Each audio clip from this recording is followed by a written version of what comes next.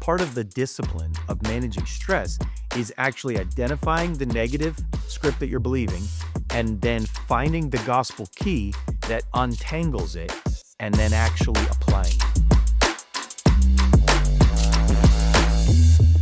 And you made it to the final episode of 2024 of the Devoted Life podcast. I'm Justin Kendrick, so thankful to be with you today. Thanks for taking some time to hang out with us. I've got in the studio with me my amazing wife, Chrissy, and the great Mike Schnepp. And so we're going to give you 30 minutes of content to ignite your faith, hopefully really grow and inspire your devotion to Jesus. That's what this podcast has been all about. 2024, how do we become fully devoted followers of Jesus? How do we really flesh that out in our lives? A new episode has come out the last Thursday of every month. I encourage you, if you haven't checked those out, go back, listen through the year, and I hope they're helpful to you. If they are, subscribe, like this, help us get the word out, reach more people. Today, I want to talk about something that I think has a massive impact on every single person's life, and that is stress. We're going to talk about stress, and I want to begin kind of with the Christian myth around stress. The Christian myth, and I've talked to so many people through the years as a pastor, is that once I become a Christian, all my stress will go away, right? Like, so that mindset that says, hey, the Bible promises peace, therefore, like my life should be peaceful. And this creates a lot of problems, right? So in the scripture, we have these promises of joy and comfort and peace. And so Christians start thinking, hey, now that I prayed a prayer and accepted Jesus, and now that I go to church or I read the Bible, whatever, all my stress should automatically go away. And so if I'm stressed as a Christian, I'm kind of embarrassed about it. Like, oh man, I really shouldn't be stressed. Like almost like being stressed equals being a bad Christian. And so I think that for a lot of Christians, this is a hard, topic to talk about, especially, and all three of us are in ministry, especially as a minister. If you're a pastor, if you're clergy, like you can't be stressed, right? Like that's like, you're supposed to not be stressed. And, a number of years ago now, probably 2 years into the church, maybe 3 years into the church, I started experiencing all these like physical pains and problems. And over the course of probably a decade, I could like chronicle when they came. They would come like every year at certain times of year, although they would be different every time. So like one year it'd be like, I have this chest pain. And the next year it'd be like, I have this shortness of breath. And then the next year at the same time of year, it'd be like, I have trouble sleeping. And then I had this pain in my leg. And then I had this pain in my side. And then I had this ringing in my ears. And you could go like year after year after year and literally chronicle all these different pains. And eventually I would try like some remedies, whatever. They wouldn't work. I'd go to the doctor. The doctor would run a bunch of tests and they'd be like, are you stressed? And I'd be like, I'm a pastor. Of course I'm not stressed, right? Like I can't be stressed. I'm not allowed to be stressed. And I felt, kind of like I couldn't admit it.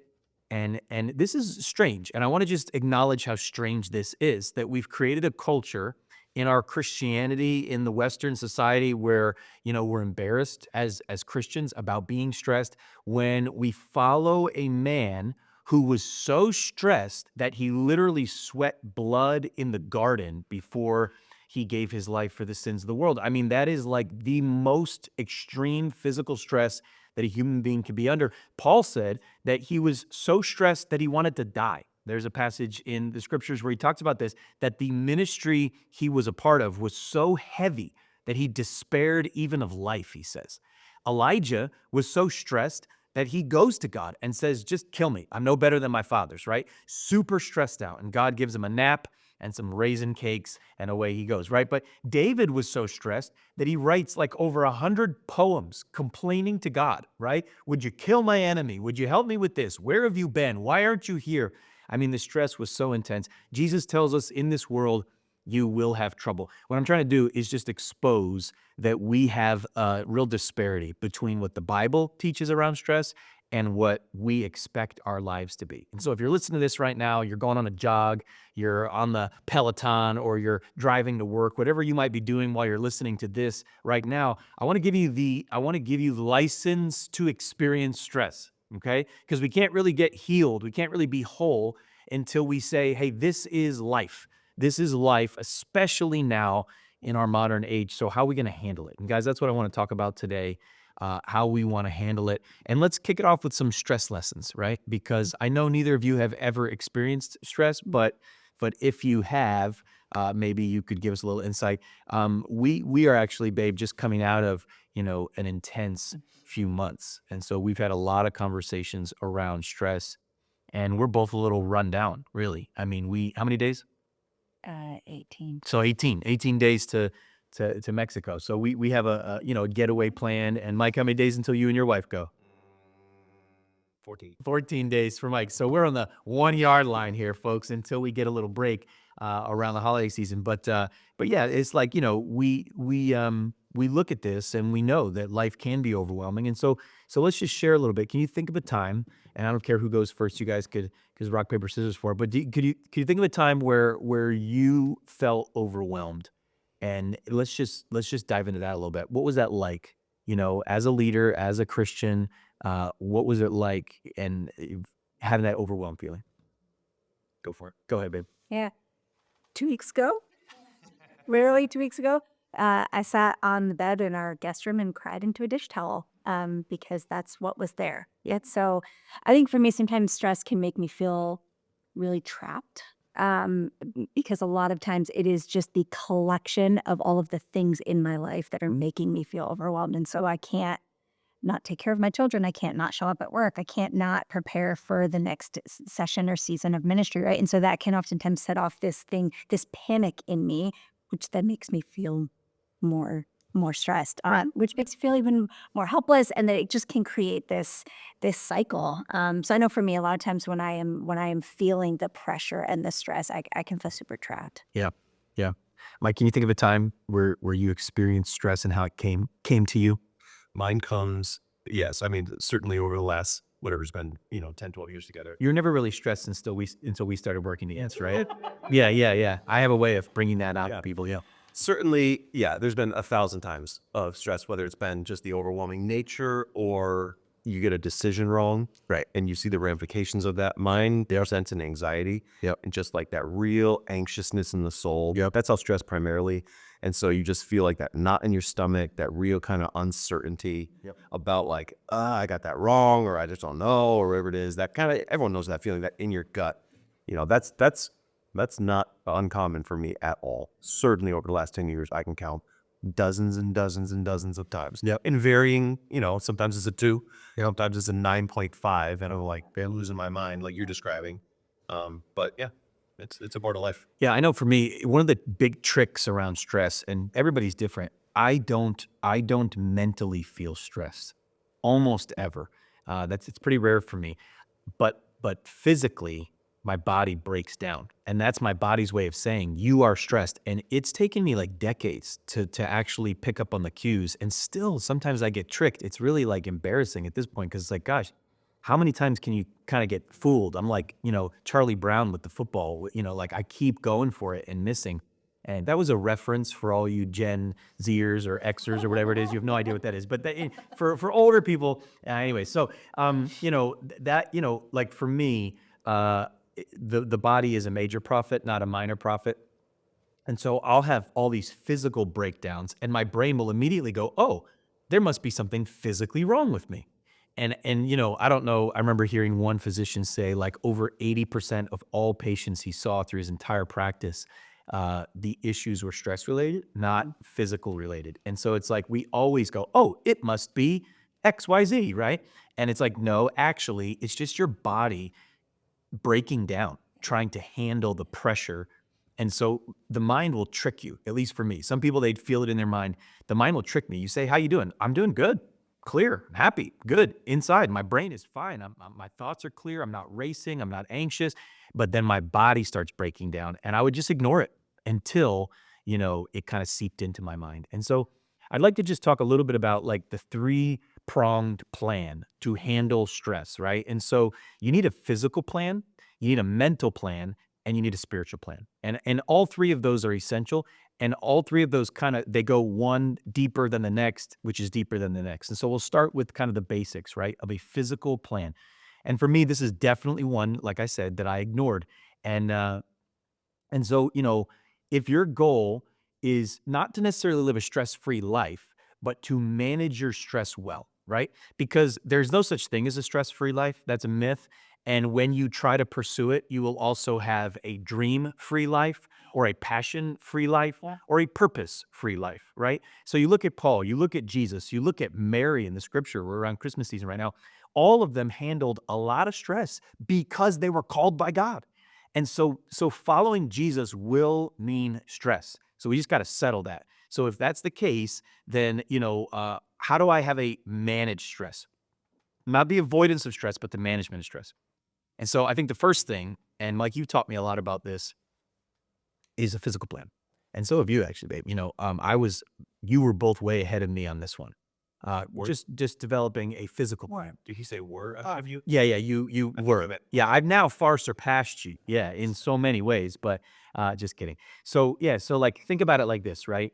Um, it's only been like the last 100 years of human history where we sit around all day, right? We don't move. And we're all kind of coming to this revelation that, like, wow, for thousands of years in history, people moved all day. They went and got water. They went and planted seed. They went, into town and walked. It's like, and now it's like we've mastered the art of sitting on our butts all day long. And then we wonder why, as we sit longer, stress increases, right? So there's literally a physical reality to this that we have to handle physically the stress on our body. I can remember when this first started kind of hitting me, before I had a workout routine, before I was disciplined in exercise, I would get home exhausted at like 5. You remember this? And for like months, I would come home and go to sleep. We had little kids.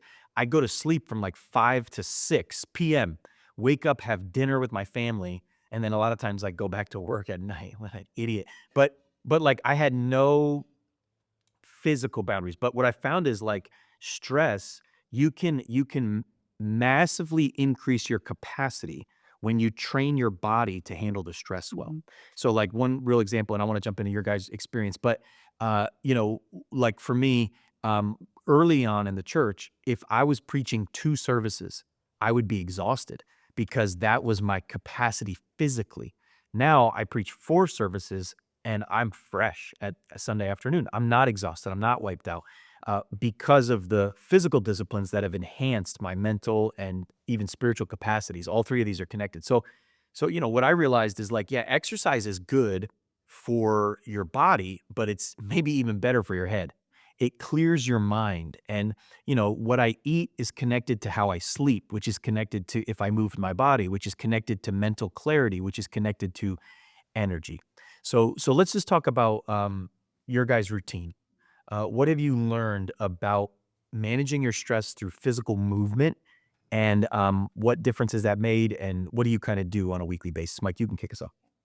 I think we talked about this on an earlier episode at one point. So nothing that I do is revolutionary. It's going to be all the things that most people have heard. So for me, it's at least 3, usually 5 workouts a week. Yep. Whether it's running, cycling, strength training, whatever it is. Yep. Depending on what I'm working towards.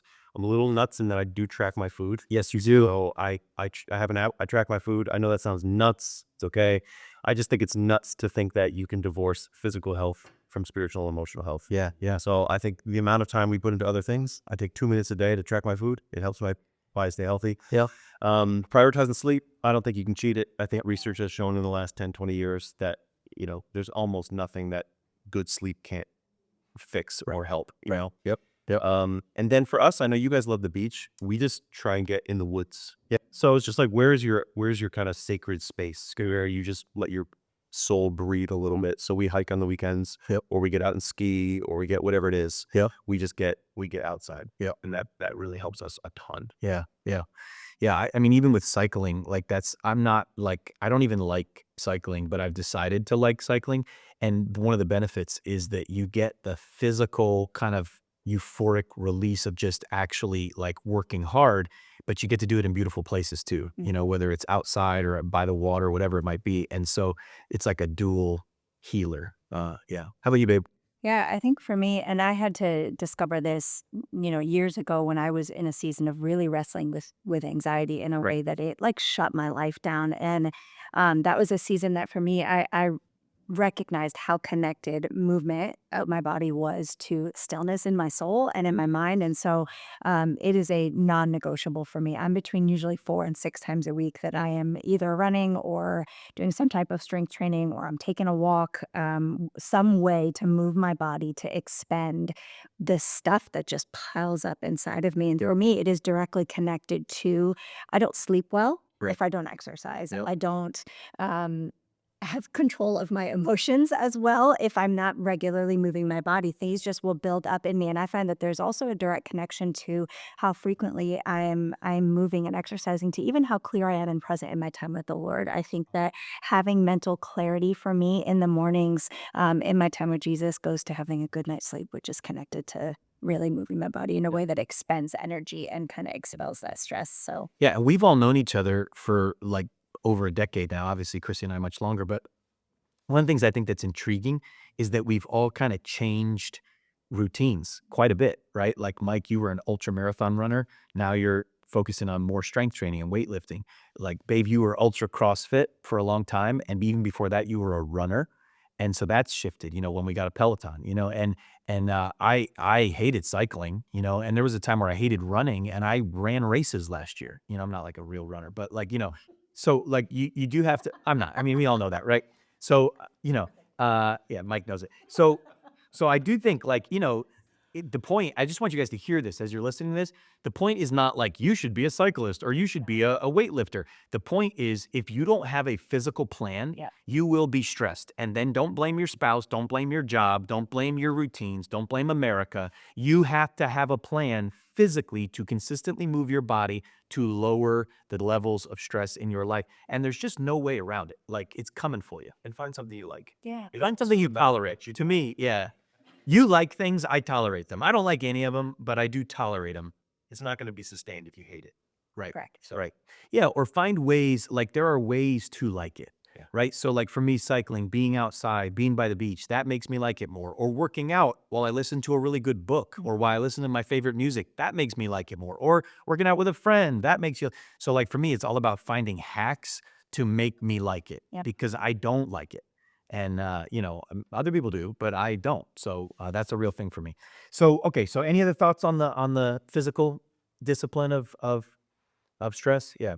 Go ahead. I think everyone knows. I don't think there's any I know. It's Yeah. like, just, you got to do it. Just do it. Yeah. Yeah. There's no secrets anymore. It's like, you just got to do it. Yeah, I was talking to a pastor a few months ago, an awesome guy, loving Jesus, following Jesus, loves his family, and has no physical routine of exercise. And he's super stressed. And I was like, hey, you can't cheat this.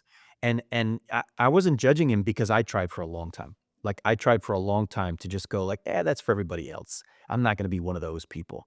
And it's like, listen, you don't need to be, the greatest athlete of all time. You just have to find something that gets you moving, and so that's huge. Okay, so let's go to the next thing. This is the mental game, right? So physical is like the most basic stress management tool out there. And if you're not doing that, you're gonna have a hard time. But then you got to go to the mental game, which is really handling the pressure in your mind. I remember years ago I saw a interview with Steph Curry, basketball player, and he was like, he was just talking about what it feels like to be Steph Curry. And he was like, I have to go out 82 times a year and score 30 points. And he's like, and the moment I score 10, every news outlet's talking about it. And so it's just the pressure of having to perform, not just once, but again and again and again and again. And ministry does this, right? Certainly, but life does this, right? And so, there are all these mental traps that we can fall into. And I can think of, a lot of different mental traps. Maybe we start there, is what are the mental traps, and then maybe some of the ways we've navigated them, And so for me, like, I'll just throw a few out there and then you guys can kind of kick them around. Like, as a kid growing up in my home, in the environment I grew up in, I kind of internalized this narrative, Pete Scazzaro calls them negative scripts, right? I can't really trust anyone. And so that was a stress driver for me. I can't really trust you, and so I'm always looking over my shoulder. I'm always double checking. I'm always looking out for me. I can't really trust you, and so that was one I had to really untangle. Another one, I have to prove that I matter. And the last success that I had in work, in family, in home, financially, is the evidence that I matter. And so I'm always having to prove that I matter. I have to find the strength within myself. I can't appear weak to anyone else, right? And so all of these are, kind of mental traps that we fall into, that no matter how much you exercise, if that mindset is rooted in you, you will burn yourself out. And so let's just talk about maybe some of the mental traps you've experienced or fallen into, or who wants to go first? Yeah. Go. So insecurity has been a huge one for me. I find that if I could walk back and track every season where I found myself extremely stressed or overwhelmed, that every single time there would be an element of insecurity or fear of this, just that I believe this lie that I am what I produce, right? And so that if I do a good job, if my kids think I did a good job at cooking dinner, I mean, I know that that sounds silly, but it's like a collection of little things sometimes that end up being this overwhelming weight. And so Yep. I want my kids to be pleased. I want my husband to be pleased. I want to know that, thank you, babe, that I did a good job in the event that I planned or when I preached or whatever it is. And so this fear of, if I don't perform well, I'm not valuable, Yep. and I'm not going to be loved by the people that I'm around, it can be very crushing for me. And so having to really, I don't know who has said it, but like becoming a student of yourself, right? Like knowing that, like for me, insecurity that's the default place that I go. Yeah. Really in any situation. Yeah. And so if I don't have awareness of that, and how connected that is to the level of stress that I'm feeling, it'll eat me up. So Mike, what comes to mind? Negative scripts. I've got three that come really quickly and easily. First is I can't make a mistake. I don't know if that's firstborn stuff or whatever, but I live with that. I cannot make a mistake. Secondly, I can handle it all. Yeah. Which is tied to the third one, which is I don't show weakness. So, all of us have some form of those. Yep. You mentioned some as well. Yep. The only thing that has worked for me through the years is just to counterbalance those things with truth. Yeah. Meaning, Yeah. when I feel them, so when you feel those things, you make a mistake, it taps on the I can't make a mistake feeling, which causes that anxiousness. And then you have to have something to say over that to respond in the moment. So like, I made a mistake, crap, I feel bad, whatever. Of course you're going to make mistakes sometimes, right? You know what I mean? Like, you are in process, you are in sanctification, all those things. And so Being kind to yourself. yeah, like, of course you can't handle it all. Like, it is, all those things. Yeah. And so just actually knowing that they're there, being able to identify them and like which one, and then really having a plan to kind of go back against them. Yeah. And push them back and like say, "No, you are not real." Yep. Yeah. So when you're thinking about your stress, as you're listening to this right now, when you think about your stress, like what are the negative scripts? Like you could write down, hey, what are the 3 to 10 negative scripts that I have internalized or that I'm even believing right now?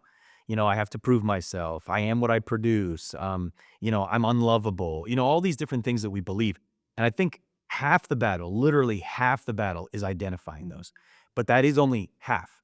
The other half is we need a better word. And this is where, I remember reading Tim Keller years ago where he talked about how the gospel is not just true, it's also like the skeleton key that opens every door to the mind. And so, like, people don't know skeleton keys, but back in the day, a house would have one key that opened every door. And so it is with the gospel. Like the gospel is the one key that opens every door. And so when I understand the gospel, it actually gives me the counter narrative to the stressors, right? So, I have to prove that I'm valuable. No, Christ proved that I'm valuable by dying on the cross for me, not because I was so amazing, but because his love is so amazing and his love proves my worth, right? And so, like, again, you could go through every single negative script and go, actually, the gospel has a different word. And so I think as a Christian, you have this tremendous tool, right? Because if you're not a follower of Christ, you're kind of just like looking for scripts or hunting, or you're just believing the lie. I have to prove what I'm worth because there's no other evidence that I'm worth anything.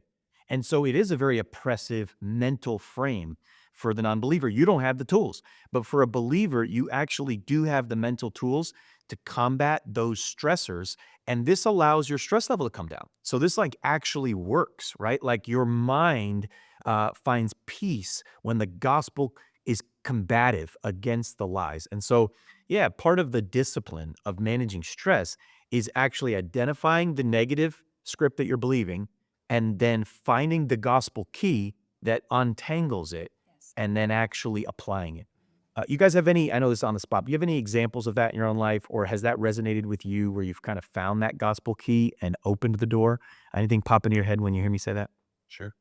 Yeah, Romans 8:1 has been so helpful. Yeah. There's no shame. Yeah, I think all of us, like, again, whether we're talking about making like a professional mistake, okay, you make some sort of like a sin struggle or sin mistake, right? Just live under the weight of your chance and being able to go, no, I have self forgiveness. Yes, First John, Yep. and there's no shame. I don't have to live in the shame of this. Yep. So that's been a really helpful reading that. Yeah. I remember, reading the book of Colossians and coming across that word blameless. And just like he has decreed that we're blameless in his sight. And I was like, I can remember as a young Christian circling that word and going, that can't be true. Like, how could that be true? And it was such an assault against the lies I believed because I had all kinds of blame.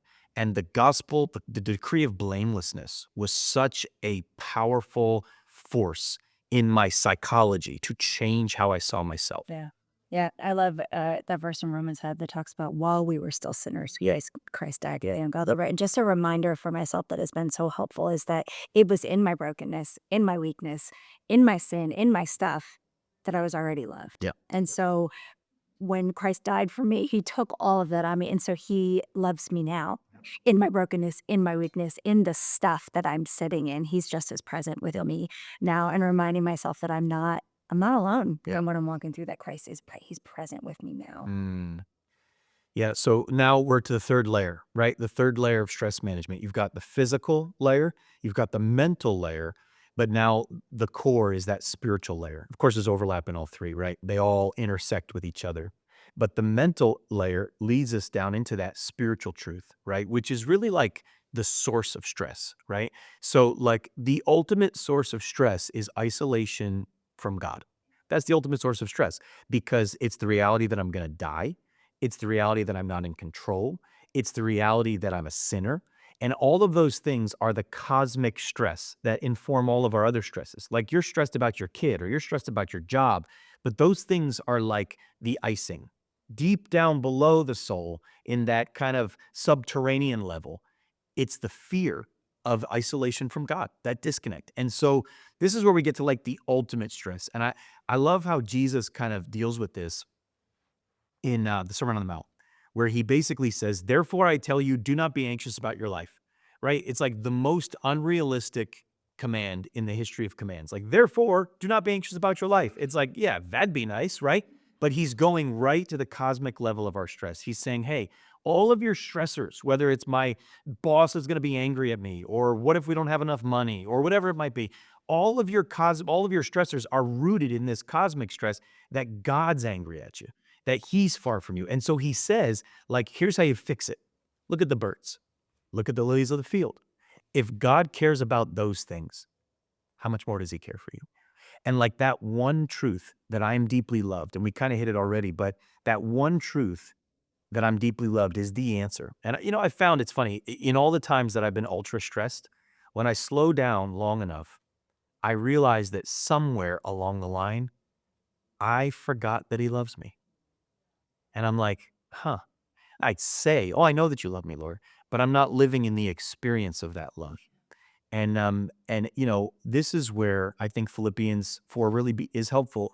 It says, therefore, be anxious for nothing, but in everything through prayer and supplication with thanksgiving, make your request known to God, and the peace of God, which surpasses all understanding, will guard your heart and your mind in Christ Jesus, right? And so here's like the ultimate solution for stress. And I think that, the old saints, we don't talk about this much anymore in our modern era, but the old saints used to call it praying through. Yeah. And praying through was this discipline that said, I am going to get on my knees and I am going to pour out my anxieties to God until they lift. And then an hour later, they might come back. And then a day later, they might come back. I'm going to do it again until they lift. I am going to get this burden off of me and I'm going to put it on God. And then I'm going to move out of this space lighter. And it's that discipline of actually praying through, releasing our stress to God. And that's what he's describing in Philippians, right? Be anxious for nothing, but in everything through prayer and supplication with thanksgiving, make your request known to God. And then there's this shift. You take his peace and he takes your problem. And I know for me, I would not. This is the absolute center of stress management for me. Yes, it's physical. Yes, it's mental. Prayer, releasing these things to God Yep. and allowing Him. I remember reading many years ago, um, Martin Luther, and he was being interviewed. This, of course, hundreds of years ago now, but about the season where the Reformation was just exploding across Europe. And they were like, "You must have been so busy during that time." And he was like, "I was so busy, I had to pray 4 hours a day." And it's such like a counter narrative for us, but like he couldn't handle the stress of the Reformation without laying it before God for hours every day. And we think, hey, when I'm busy, my prayer life goes down. But for a mature believer, when I'm busy, my prayer life actually goes up Yeah. because I need it more than ever. So let's just talk a little bit about. We'll wrap it up with this. Uh, Prayer, the discipline of just releasing things to God, and the spiritual practice of trusting the Lord with your stress. How's that played out for you guys? Yeah. Yeah, I know for me, stress in my body is like a hunger cue to my body, knows I need to feed myself, right? That I have learned that that is a cue in my soul that I need to be alone with the Lord in prayer. Yeah. And something that I know is really beneficial for me is I will sit with the Lord and acknowledge, like, if I want the burden of the Lord, which is easy and light, right? Yeah. I've got to actually figure out what are the things that I'm carrying that I'm not supposed to. And so I will like the word dump in my journal on a piece of paper or say out loud, here are all of the things that I'm carrying that feel difficult, that feel overwhelming, that feel scary, that feel hard, that feel whatever, out of my control. And I literally will write them as like a physical exchange. Like I don't want to carry these things anymore. Yep. And so I know for me, when I begin to feel that like the water is about to bubble over, Yep. I need to go and I need to be alone with the Lord. And there's some stuff that I have held on to and made mine, Yep. that I'm trying to control the outcome or whatever it is that I've got to release to the Lord. And the only place that that happens is in prayer. And I think the more specific I can be, I have found with the Lord, the more space I create for His peace to come in and overwhelm. Yeah, that's good. I could think of two things personally that have been really helpful. One is having one is relational. Yeah, having someone to share these things with. Yeah. And that's sometimes tricky because a lot of times stress is interrelated with people in your life. Right? So you can't talk to your boss about your stress with your boss, Right. or your wife maybe about your stress with your wife. Right? You need someone outside, whether it's a counselor. We utilize spiritual directors here. So I have a monthly meeting with a spiritual director where I can talk about these things. So that's great. Yep. And then just personally, I've really used 1 Peter 5, 6, and 7 as an exercise similar to what you're talking about, where it says, humble yourselves, therefore, under the mighty hand of God, so that He may exalt you at the right time, casting all your anxieties on Him because He cares for you. And so I've broken that down to a really simple 3-step process that I use regularly. And I just call it rest, release, and receive. So humble yourselves, therefore, under the mighty hand of God. That's rest. You sit for 10 minutes. And most often my stress is because I want to be in control. I don't like the outcome. I think I'll rest on my shoulders. And I just remind myself, like, God, you are the God of the universe. And so all I have is yours. Yep. My life is yours. And you kind of come back to that centered place. And then similar to you casting all your anxieties on Him, It's good. really helpful to write it all out for me. So I write the 10 to 20 things that I'm like, God, I'm carrying these things. And then I just release them one by one. And I just pray. And then because He cares for you, so you mentioned this, right?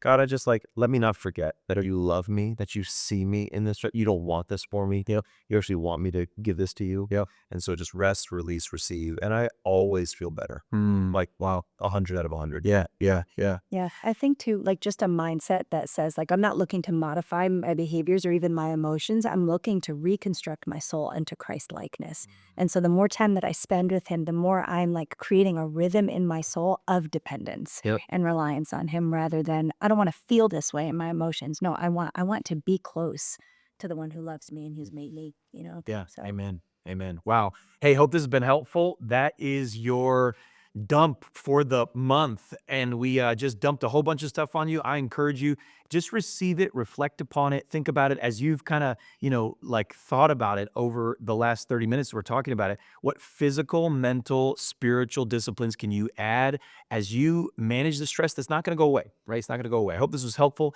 Hope this whole year of podcast has been helpful, and encourage you to live a devoted life.